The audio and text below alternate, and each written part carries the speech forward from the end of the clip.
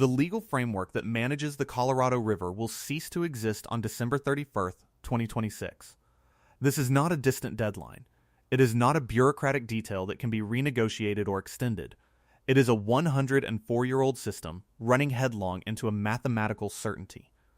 The original 1922 agreement, known as the Colorado River Compact, promised 5 million acre-feet of water to 7 states and Mexico every year. For the last 2 decades, the river has only produced, on average, between 12 and 13 million acre-feet.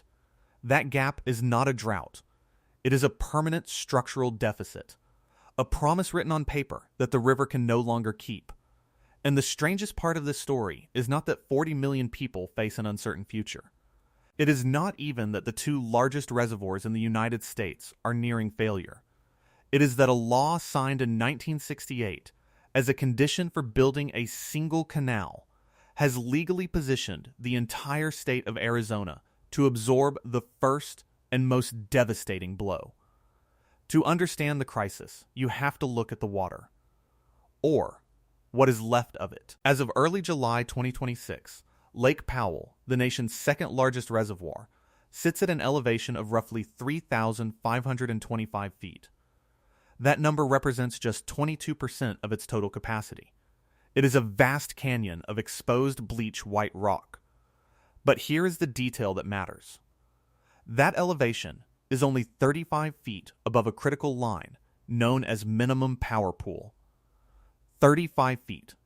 Below that number, 3,490 feet, the massive turbines inside Glen Canyon Dam can no longer generate hydroelectricity. Power for nearly 6 million people across the West simply vanishes. And what happens next is an engineering nightmare. The dam itself was not designed for this. Below the power-generating turbines are 4 smaller, 8-foot diameter pipes known as the river outlet works. They were built for emergencies, for bypasses, not for continuous high-volume flow. Forcing the entire remaining flow of the Colorado River through these narrow tubes triggers a phenomenon called cavitation. Water pressure drops so low that it boils at room temperature, forming microscopic vacuum bubbles. These bubbles then travel downstream into a zone of higher pressure and implode. The force of the implosion is kinetic. Explosive, it is powerful enough to tear apart the concrete and steel lining of the dam itself from the inside out. Cavitation is not a risk. It is a certainty. An act of structural self-destruction. This is what lies just 35 feet below the current water level. Not just a water crisis, a grid crisis wrapped inside an infrastructure catastrophe. Downstream, the situation is just as grim. That water flowing from Glen Canyon Dam eventually reaches Lake Mead, the largest reservoir in the United States. Today, Lake Mead's surface sits at approximately 1,044 feet above sea level. This is nearly 185 feet below its full capacity. For 2026, the federal government has already declared a Tier 1 shortage. That declaration is not symbolic. It triggers mandatory cuts. And because of a cascade of laws written over 50 years ago, those cuts do not fall equally. Nevada loses a fraction of its supply. California, for now, loses nothing. But Arizona is forced to give up 512,000 acre-feet of water. This is the part of the crisis that is happening right now. Today, this is not a shared burden. It is a targeted reduction. The Central Arizona Project, or CAP, is a 336-mile-long canal that is the engineering marvel of the desert. It lifts water nearly 3,000 vertical feet from the river and carries it across the state to Phoenix and Tucson. Because of that 512,000-acre foot cut, water deliveries to Central Arizona agriculture have been slashed. Fields are going fallow. Farmers who have worked the land for generations are running out of options. The Tier 1 shortage is a warning shot. But the rules that dictate even these cuts, the 2007 interim guidelines, are the same ones that expire in less than 6 months. Without a new deal, there are no rules at all. This is the task that fell to 7 people. 7 negotiators, 1 for each of the basin states, who were given a deadline by the federal government. By February 14th, 2026, they were supposed to deliver a single, unified plan for how the river would be managed after the old rules expired. A blueprint for survival. They failed. The deadline came and went with no agreement. The states are divided, entrenched in a century-old argument. The Upper Basin, composed of Colorado, New Mexico, Utah, and Wyoming, believes the problem lies downstream. Their argument is simple. They live with a natural shortage every year, dictated by how much snow falls in the Rocky Mountains. They only use what the river gives them. The Lower Basin, they argue, has been living in a fantasy, pulling its full. Fixed allocation out of the reservoirs year after year, directly causing the system's depletion. Becky Mitchell, Colorado's lead negotiator, expressed the frustration of the stalemate at a water conference in June of 2026. "I hope you know we've been called failures," she said. "Just last night, I think we were called failures, all 7 of us." The Lower Basin states, Arizona, California, and Nevada, see the math differently. They see the Upper Basin protecting its right to develop more water in the future, water that does not exist. J.B. Hamby, California's lead negotiator, put it bluntly, some Upper Basin states remain focused on ensuring future additional water use from a river that is already strained, he said. A river that has given us everything but cannot give more. If every state accepts that reality, we can have an agreement tomorrow.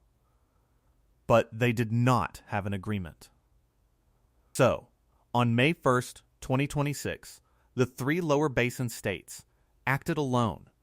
They submitted their own proposal to the federal government. It was a stopgap measure, an attempt to build a bridge to a more permanent solution. Led by Hamby, Arizona's Tom Bushatsky, and Nevada's John Ensminger, they offered to voluntarily conserve an additional 3.2 million acre-feet of water through the end of 2028. It was a massive concession, designed to stabilize Lake Mead and buy time, to keep the states out of a decade of litigation. It was a peace offering. The federal government's response landed just weeks later. And it was not an acceptance of the deal. It was a threat.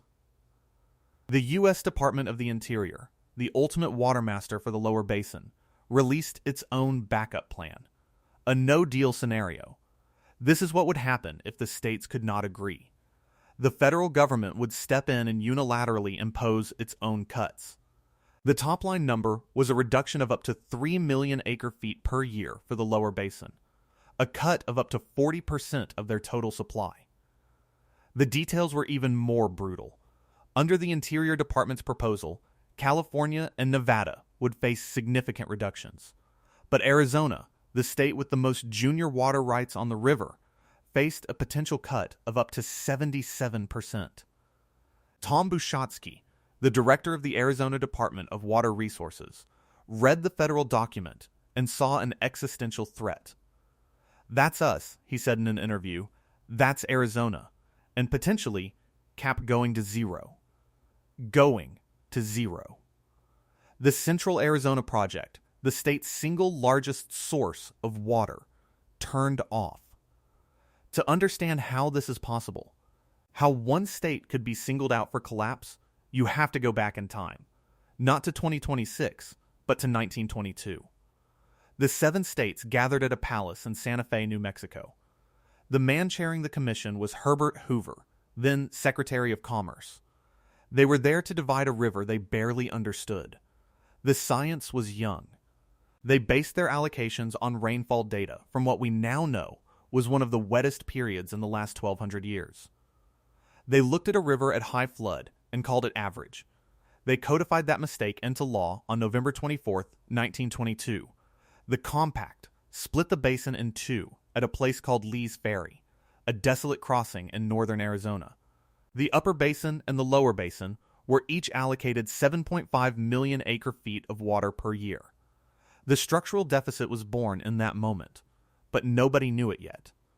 22 years later, in 1944, another layer was added. A treaty with Mexico guaranteed that nation 1.5 million acre-feet of the river's flow annually. The total on-paper allocation was now 16.5 million acre-feet. The river, we now know, carries closer to 12.5 million. The math never worked. For decades, it did not seem to matter. The system's giant new reservoirs, Lake Mead, completed in the 1930s, and Lake Powell in the 1960s, acted as massive bank accounts. They stored the surplus from wetter years, masking the underlying deficit. The Lower Basin could always make a withdrawal. But it was a law passed on September 30th, 1968, that sealed Arizona's fate. The Colorado River Basin Project Act was a monumental piece of legislation.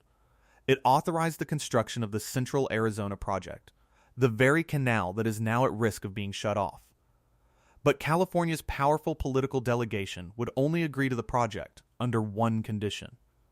In any future shortage, California's 4.4 million acre-foot allocation had to be satisfied first.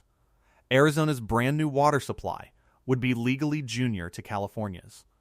Arizona got its canal, but in exchange, it accepted the role of the system's shock absorber.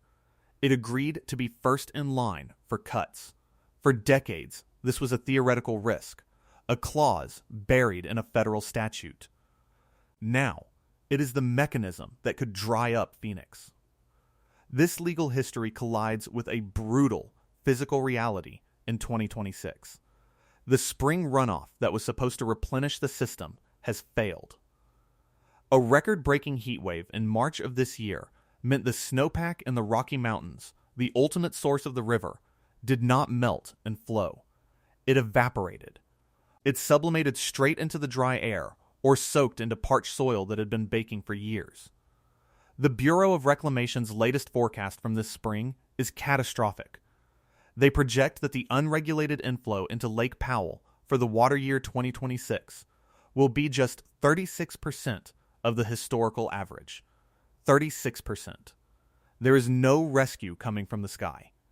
The crisis has become so tangible, so acute, that it has spawned its own financial derivatives. In June 2026, a prediction market called Kalshi opened for betting.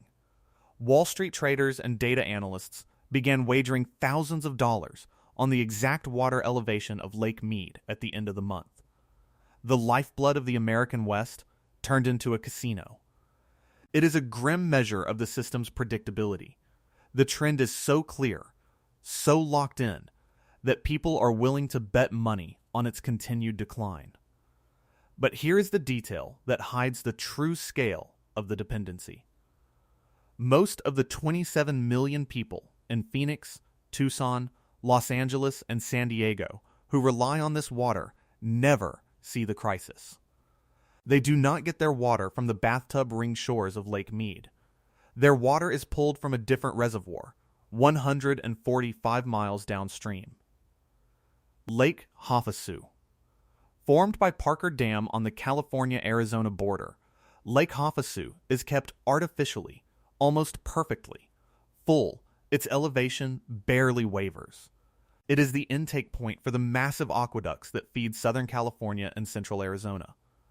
To a tourist on a boat in Lake Havasu, there is no drought. There is no crisis. The water stretches to the horizon. It is a carefully managed illusion. An oasis maintained at the head of the pipeline to prevent public panic. But that illusion is maintained by draining the savings accounts at Mead and Powell. Havasu is the cheerful storefront for a business that is going bankrupt. This is the precipice on which the negotiators find themselves in the summer of 2026. Andrea Travnicek, the Assistant Secretary for Water and Science at the Department of the Interior, is the federal official now overseeing this process. David Palumbo, the Deputy Commissioner of Operations for the Bureau of Reclamation, is the man tasked with implementing whatever comes next. In a tense Senate oversight hearing on June 10, 2026, they stared down questions from senators who demanded to know why. With less than 200 days left, there was still no plan. The testimony was stark. The states were still too far apart. The federal government was preparing for the worst. The geography of the conflict is as stark as the political divide. The Upper Basin states, led by negotiators like Becky Mitchell of Colorado, look at the river's flow at Lease Ferry. The compact obligates them to deliver an average of 8.25 million acre-feet past that point every 10 years. They have met that obligation. To do so, they have released massive amounts of water from their own smaller reservoirs upstream, like Flaming Gorge on the Utah-Wyoming border. They have propped up Lake Powell at their own expense, and they are tired of being blamed for a problem they see as Lower Basin overconsumption. Their argument is this: our shortage comes from nature. Your shortage comes from taking more than the river provides. The Lower Basin, led by J.B. Hamby in California and Tom Bushatsky in Arizona, counters that the Upper Basin's legal argument is a fantasy. They claim the Upper Basin is hoarding water, not for current use, but for future development projects that are unsustainable. They point to the fact that the Lower Basin has already implemented mandatory cuts, while the Upper Basin has refused to commit to any legally binding reductions. John Ensminger, the general manager of the Southern Nevada Water Authority, has been the diplomat in the room, constantly pushing for compromise to avoid the ultimate disaster: endless, paralyzing lawsuits that would leave the fate of the river to judges, not engineers. The complexity of these negotiations hides a simpler, more tragic story. While the states argue, real people are stuck in the middle. The water rights of numerous Native American tribes in the basin are among the oldest and most senior in the entire system. But for decades, many of those rights have existed only on paper, never quantified or delivered. As of July 2026, crucial water settlements that would finally provide real wet water to the Navajo and Hopi tribes are stalled. They are caught in the crossfire of the larger stalemate, collateral damage in the fight between the states and the federal government. Partisan gridlock in Congress has made a difficult situation impossible. For them, this is not a new crisis. It is the continuation of a 150-year-old story. So what does a 77% cut to Arizona actually look like? It means the Central Arizona project likely ceases all deliveries. The economic engine of the state is shut down. The impact would fall first on the Pinal County farmers, who have already lost most of their cap water. They would go to zero. Then, the cuts would move up the priority list. Non-agricultural users, including cities and industries. It would mean draconian water rationing in Phoenix and Tucson, cities that have been models of urban water conservation. It could mean halting new construction. It would trigger an economic recession that would ripple across the entire Southwest. It is, by any measure, a state of emergency. This is what the federal government has put on the table. A choice between a negotiated peace or state-level economic collapse. The physical state of the river today offers no hope of a reprieve. The snows of last winter are gone. The disastrous 36% inflow forecast is being realized day by day. The monsoons of late summer could bring some localized relief, but they do very little to fill reservoirs the size of small seas. Only massive, sustained, multi-year snowpack in the Rockies can reverse this decline, and the climate trend lines all point in the opposite direction. Higher temperatures, more evaporation, less snow, and a thirstier atmosphere. The river is shrinking. The system is now operating on a knife's edge, entirely dependent on a set of rules that will vanish in 176 days. The Lower Basin's proposal to conserve 3.2 million acre-feet was a desperate attempt to show good faith. The Upper Basin's refusal to commit to mandatory cuts is a calculated defense of their own future. The federal government's threat of a 40% system-wide cut is an act of sheer desperation, an attempt to force a deal where none seems possible. There is a deep irony in the geography of the crisis, from the headwaters in Wyoming and Colorado down to the delta in Mexico. The river flows through some of the most spectacular landscapes on the planet. The Grand Canyon, Canyonlands, Arches. These are places defined by the power of water to cut through rock over millennia. Now, the battle is not over the river's power, but its weakness. Its inability to meet the demands placed upon it by 40 million people. The river carved the canyons. The law is now carving up what is left of the river itself. The final months of 2026 will be a frantic race against the clock. The Bureau of Reclamation is legally required to issue a final environmental impact statement and a record of decision on the post-2026 operations before the end of the year. The pressure from Washington, D.C., from officials like Andrea Travnicek and David Palumbo, will be immense. They hold the power to impose a solution. But a federally imposed solution is one that no state wants. It guarantees decades of lawsuits, political bitterness, and economic uncertainty. A negotiated settlement, however painful, is the only path to a stable future. But it requires the one thing the states have been unable to find for the last 2 years: consensus. And then there is the existential question buried in the hydrology data. The entire system, the laws, the dams, the cities, was built on the assumption of a stable river. A river that fluctuated, but always returned to a predictable mean. What if that assumption is now false? What if this is not a drought, but a permanent shift? Climate change is not just warming the planet.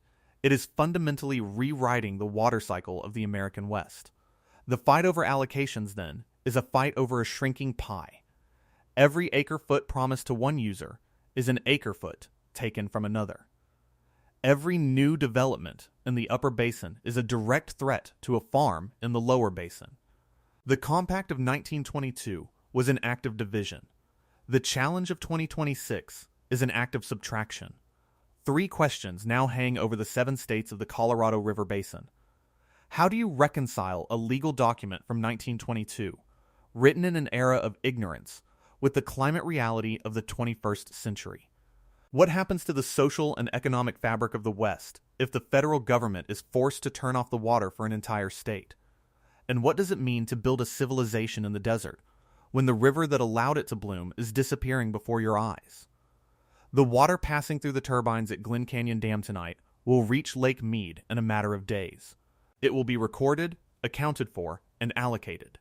The numbers will be updated on the Bureau of Reclamation's website. The bettors on Kalshi will win or lose their wagers. But the real gamble is being made by the 7 states. A gamble on the weather. A gamble on last-minute diplomacy. A gamble that the system can hold together for just a little bit longer. The concrete of Hoover Dam is still holding. The aqueducts to Los Angeles are still full. But the silence from the negotiating table is louder than the river has ever been. And the deadline is getting closer.